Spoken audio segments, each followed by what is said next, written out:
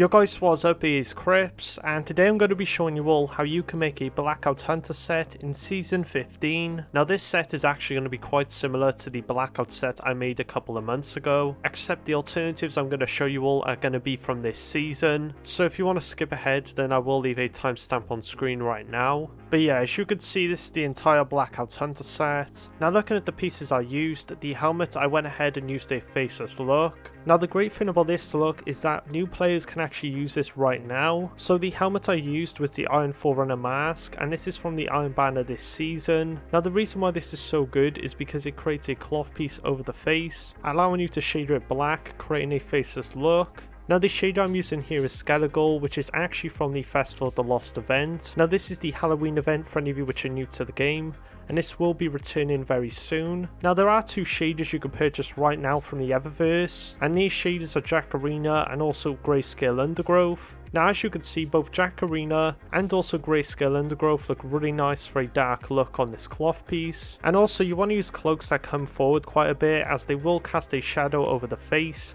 making it look even darker. And I also have a video on the channel showing all the best cloaks for a faceless look if you do want to go and check that out.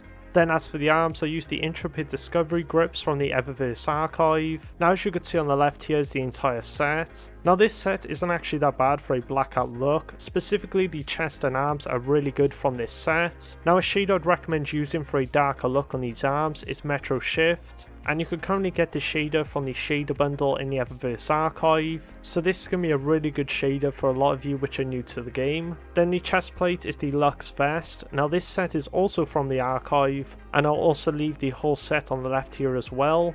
Now for a blackout look, the chest and boots are what I particularly use, and you could even use the cloak as well if you don't want any hood. And then I also use Metro Shift on the chest plates to give it a nice dark look, and also to match the arms better, as there are a few shaders that shaded darker on the Luxe Vest. Then the boots are the Exodus Downstrides from Nessa's packages, some very easy boots to obtain, and they also look really nice with Metro Shift. And then the cloak is the Holdfast cloak, which can drop from world drops. Now the shader you want to use on this cloak to get a dark look is Abyssinian Gold. Now this shader can sometimes be sold in the brightest store. Now the reason why we didn't use Metro Shift here is, as you can see on some cloaks it can create a blue look, but something you can also use on this cloak is Amethyst Veil. Now the great thing about this shader is that it is going to return this season into the brightest store, so this is definitely a shade I'd recommend picking up if you are new to the game. So now I'm going to be going over some alternatives you can use on this set. Starting off with the Stompy's Exotic, as you can see you want to use Metro Shift. Now the only issue you're going to have here is the white and also the blue on the sides cannot shader. Now something you could do to blend the Stompies more into the set is switch out the arms for the Road Complex AA1. Now this entire set has been reprised and is currently in world drops, and when you apply Metro Shift to these arms it creates a really nice dark look that blends with the chest plate, and also has these really nice silver daggers to also match with the lighter colour on the boots. Now something I would not recommend is using the other Stompy's ornaments. As you can see, they're not that simplistic, which is going to make it much harder to pair with the other pieces in this set. Now another exotic you can use with this set is the Orpheus Rig. As you can see, it has a nice dark look with Skeletal. Now there is a chest plate that blends really well with these boots, and has the Outlander's Heart. Now this is a blue item that can drop anywhere in the game, and as you can see the pieces flow very well together, matching the straps on the boots with the chest plate. And if you do own Season of the Lost, then you could also pair it with the Pathfinder grips.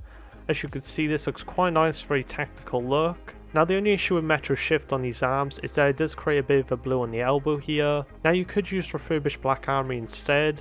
Unfortunately this shade is no longer obtainable, although it does give a little bit of a lighter look. Now there are some other arms that I'd like to recommend, the first one being the Outlander's Grip with Skeletal. As you can see, they don't flow too bad with the chest plate here, and they do give a more roughened up look to the set. Then for any of you which want to use a lot of cloth in your set, then I'd recommend using the Prefectus Grips from the Season of the Chosen. As you can see, with Abyssinian Gold gives them a really nice dark look. And you don't have to stick with the faceless look. As you can see, the Wastelander's Mask, which is a common, looks pretty good in this set. And the great thing about this helmet is that it works with so many dark shaders and lets you change the visor colour, with Amethyst Veil allowing you to match the purple glow on the visor with the purple glowing arrows. Now there are some other helmets you can use, like the Righteous. As you can see, has a pretty cool look, especially when you switch out the cloak for the Lux cloak. Now the great thing about this helmet, as well as the rest of the Righteous set, is that Zhu is going to sell it at some point during the season, and if you do end up using the other pieces of Righteous, then I'd recommend Jacarina on the chest plate and the arms. And another helmet you could also use is the Pathfinder helm from the Astral Alignment activity, and as you could see when you put the Holdfast cloak back on, it does look much better, giving a brighter look to the eyes. And if you do want some cloak alternatives, then I would recommend the Reverie Dawn. Now this is from the Shattered Throne dungeon, and as you can see it has a very nice dark look with Abyssinian gold, although this does have some silver lining and also patterning which does in shader. And for any of you which want something quite clean and simplistic, here is the cloak called Home.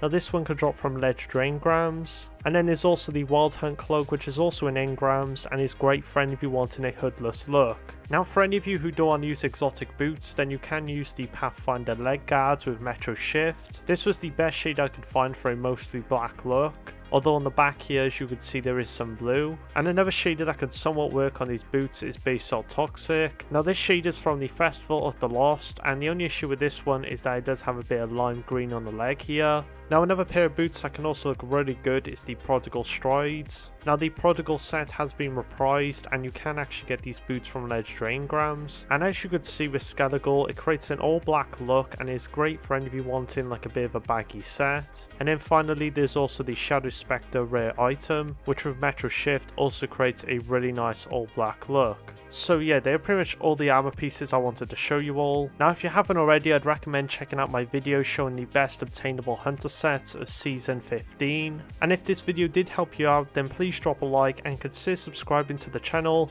as we are almost at 30k subscribers. And yeah, thank you all so much for watching, stay safe, and I'll see you all in the next video.